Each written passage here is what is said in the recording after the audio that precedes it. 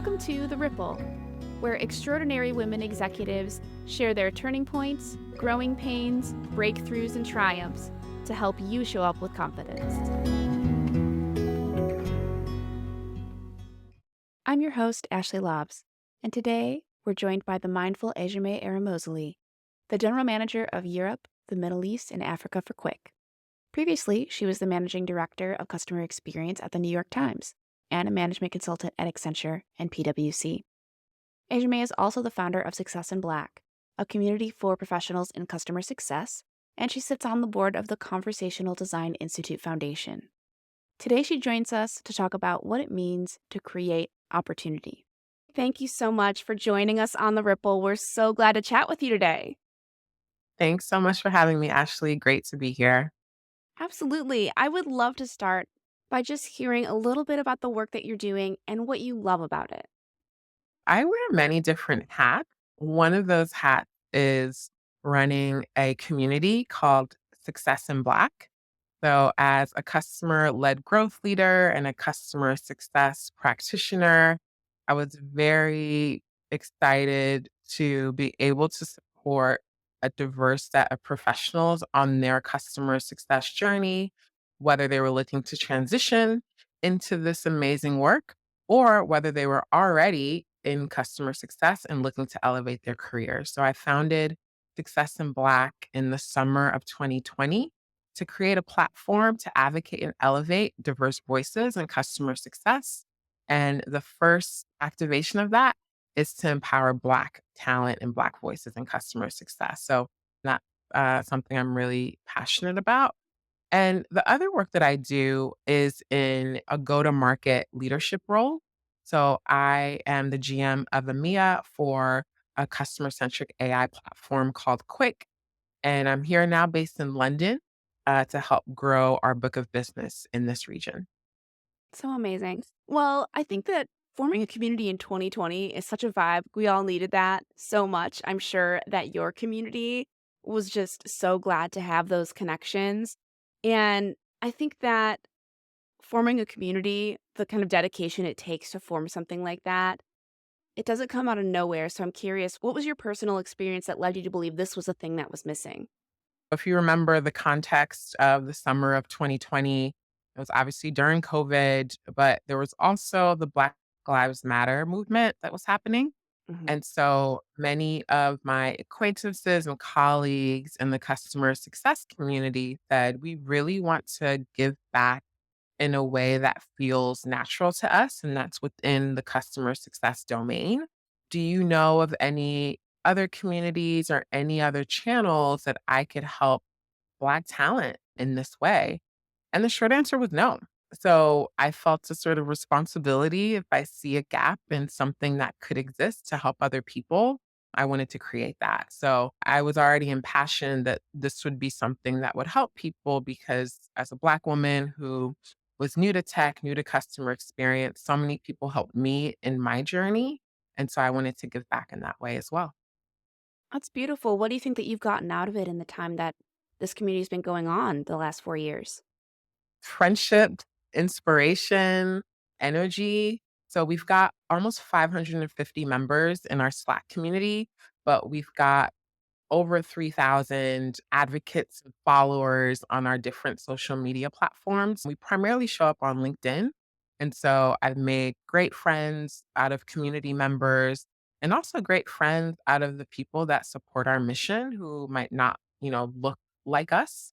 I've also gotten inspiration that, tech has an opportunity, and that opportunity can be through the customer facing teams. We represent the face of these organizations, and having the face look more like the rest of the world, I think is a great way to further diversify tech and to further, I think, make up for some of the wrongs that tech has had in the past. If you think about a tech company, you probably think of a white bro, a tech bro, right? There's a word for it.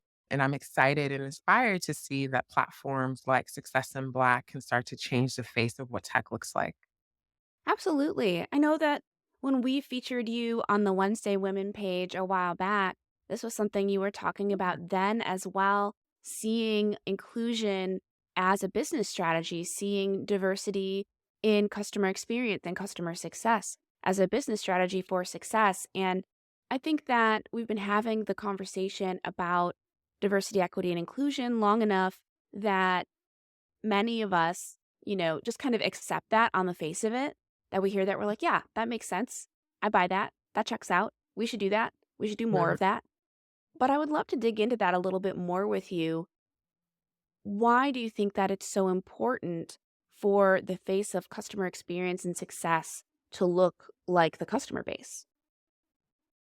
Yeah, great question. I think you're right that many of us are sort of, you know, tired maybe of having this conversation, but I think if anything, there's been, as I'm sure you've heard and seen in the news, a resurgence of why does this matter? And a quite aggressive pullback of supporting D&IB through Mhm. many industries, including tech. And I think that if anything, the conversation is even more important because of the changing landscape and the changing narrative. But I think to remind people of business at the end of the day is about people. Yes, tech, you sell a platform, you sell a really cool technology, AI and everything, but still the people that make decisions, the people that buy, the people that you interact with, the people that you work alongside are people. And we want to see the world reflected in those people that we work with. So I think at just kind of like a fundamental level, having diversity of people that look like you, people that have similar experience or a different background, just makes us more aligned with the fact that business is still people led and still human led. And so I think that even at that fundamental level, we should remind ourselves of that. And yes, there's many statistics that show that more diverse organizations have better business outcomes. And I think we can probably point to that fundamental fact as why. Yeah. Well, the facts are there, no question. And it is a really interesting time in DEI. Like you were saying, people are pulling back, which is such a shock to me.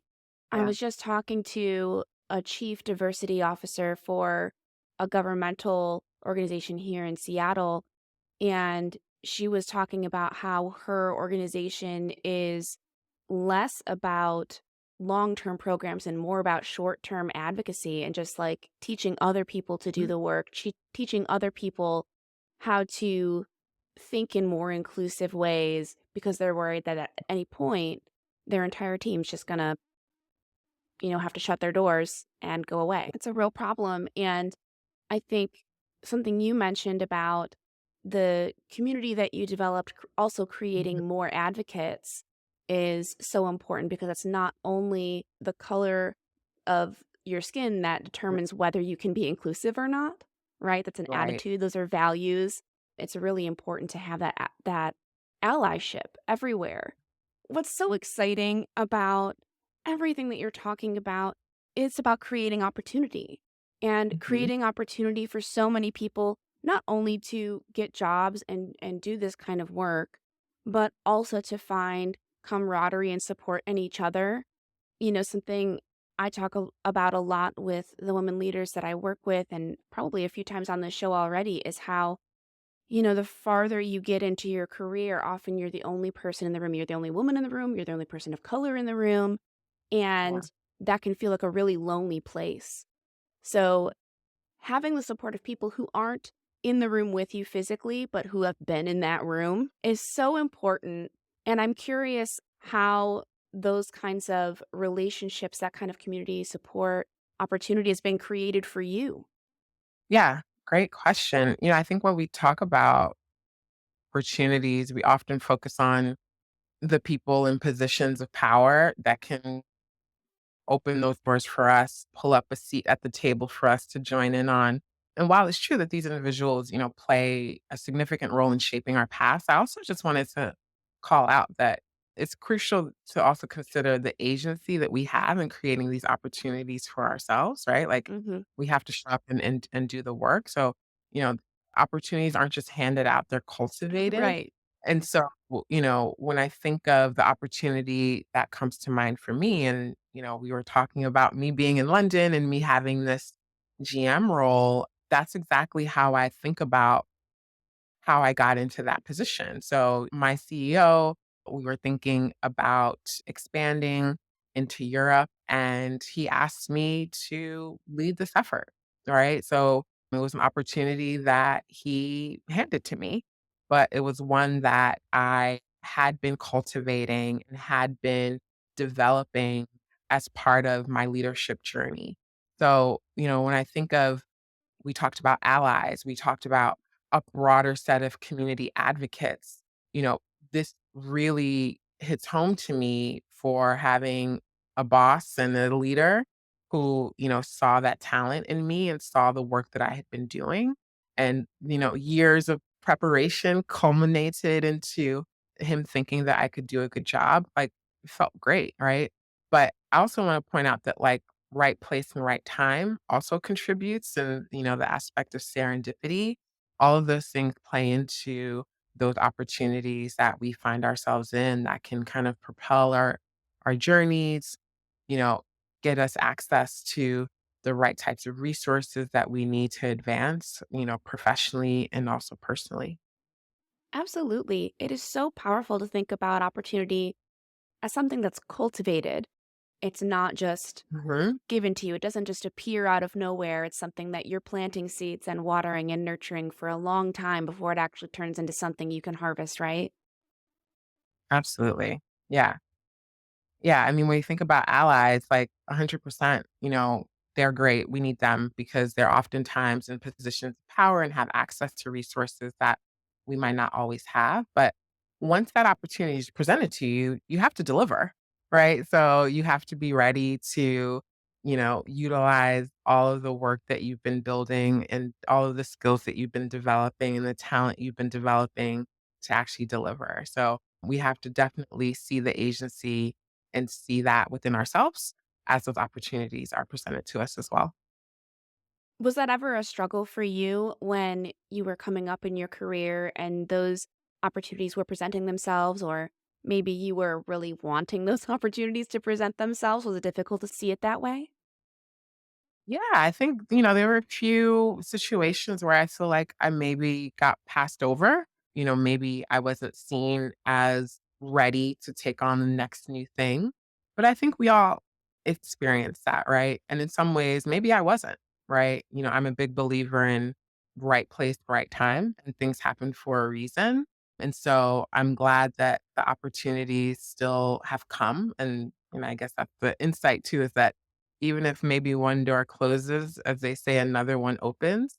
And so I'm glad that that didn't knock me so off of my path that I felt totally dejected and felt like I couldn't continue. In fact, I think if anything, it helps me be more creative. It's to say, okay, this path didn't work out, this opportunity didn't come to fruition, but what are some other ways I can get to maybe a similar outcome, but through a different way? And so it's just helped me stay motivated that I can still get to that next step, learn that new skill, take on a new challenge, and still get to that end outcome. Absolutely. I think a lot of people can relate to the feeling of being passed over for an opportunity that they feel ready for. And Yep. there's always that question, right? You never really know, was I passed up because I'm actually not ready, or was I passed Yeah. up for some other reason? I'm curious what your response is to something like that. How do you reflect on those inflection points and think about, what's the right thing to do there? Yeah. I mean, we could spend a lot of time ruminating in the past and what if, and, maybe I wasn't ready, or we could look present in the face and say, this is exactly where I need to be. Right. So I spend a lot of time doing that mindfulness work of saying, where I am is where I was meant to be. Right. It may not be where I want to be going forward, but I know that I've got the resources, I know I've got the community, and I know I've got this self motivation to work on that and to get there. So I try not to spend too much time ruminating in the past. I don't find it quite helpful. Totally I fair. find that it can, yeah, make me quite miserable. I like to try to be present. This is something I'm working on. Try to live in the present and to say, this is exactly where I need to be and be thankful for the things I do have, which are numerous. I think that's a really healthy way to think about it and powerful to keep in mind, like, that mindfulness is a really important skill for cultivating those opportunities Yeah, because you have to absolutely. appreciate where you are to get where you wanna go, right? I think so, and for me, that appreciation too is speaking of community, playing back to the people that have helped us along the way, verbally thanking them, right? I'm a big thank you person these days, and yeah, showing that gratitude.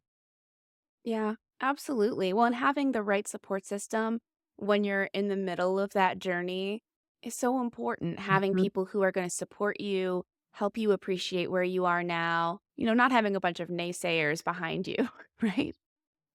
Yeah, everyone needs cheerleaders. Yes, and sometimes we have to be our own, but nonetheless, everyone needs cheerleaders. That's so amazing. I'm curious now that there's this full circle moment in your career where you've cultivated these opportunities and people have helped them, come to fruition for you. Now you've created this community where you can create opportunities for others, they can create opportunities for each other. What Yeah. have you learned now that you're on the other side of the fence, kind of creating opportunity for other people?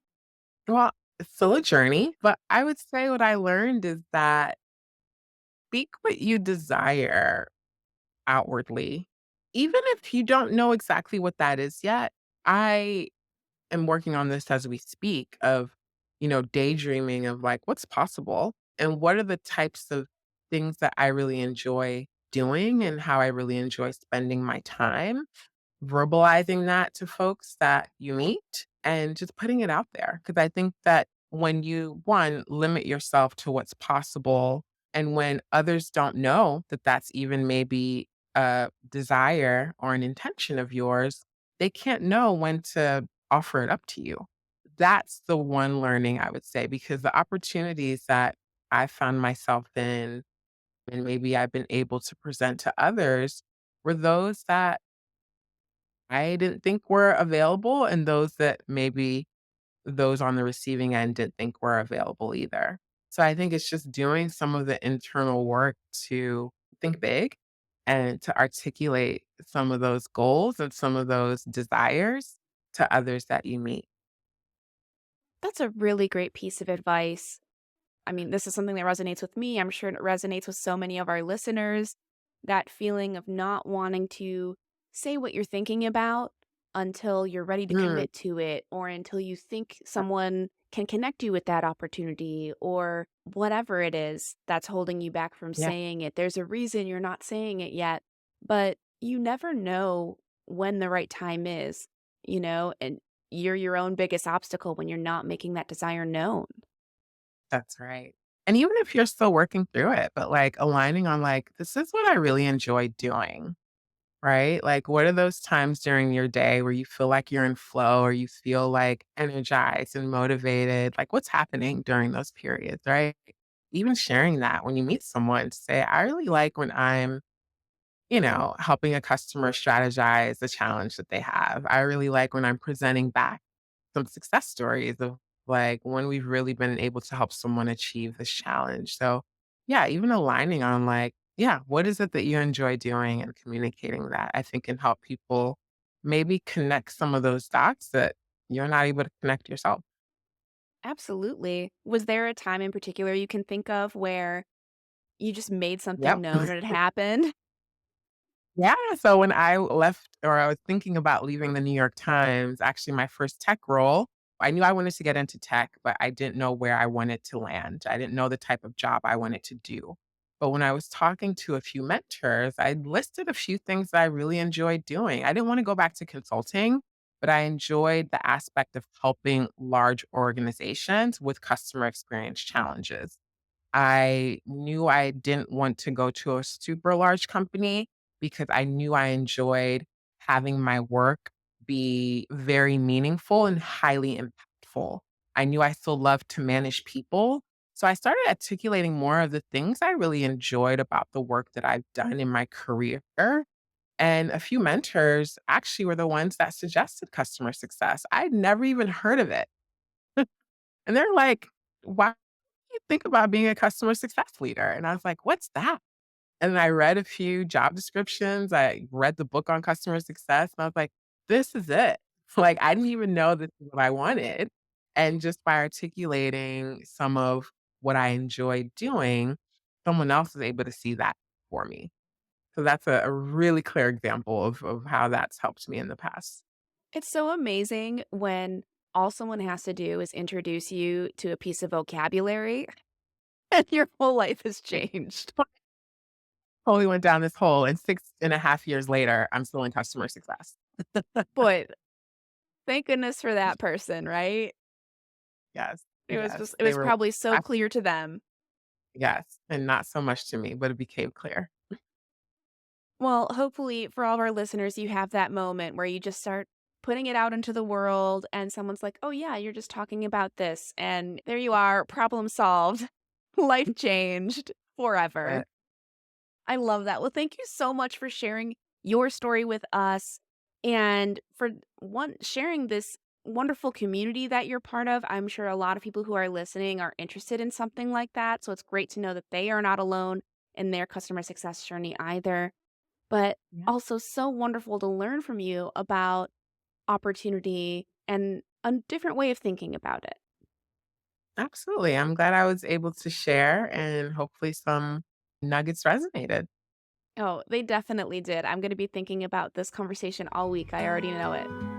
Thank you, Ashley. Thanks so much for having me on.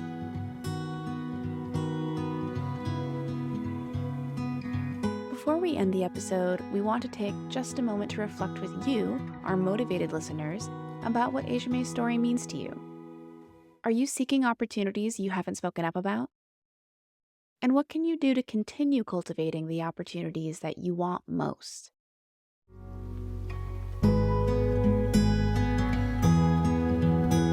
If today's show inspired you, tell us. Send an email or voice memo to hello@wednesdaywomen.org. Or keep the ripple going by giving us a review on Apple, Spotify, or wherever you listen. Your ratings help us grow and inspire even more people. This podcast is brought to you by Wednesday Women, an organization dedicated to increasing the visibility of women executive leaders. Learn more at wednesdaywomen.org. Thank you to our executive producers, Melissa Moody and Leslie Greenwood. Again, I'm your host, Ashley Lobbs, hoping you'll keep the ripple going. Until next time.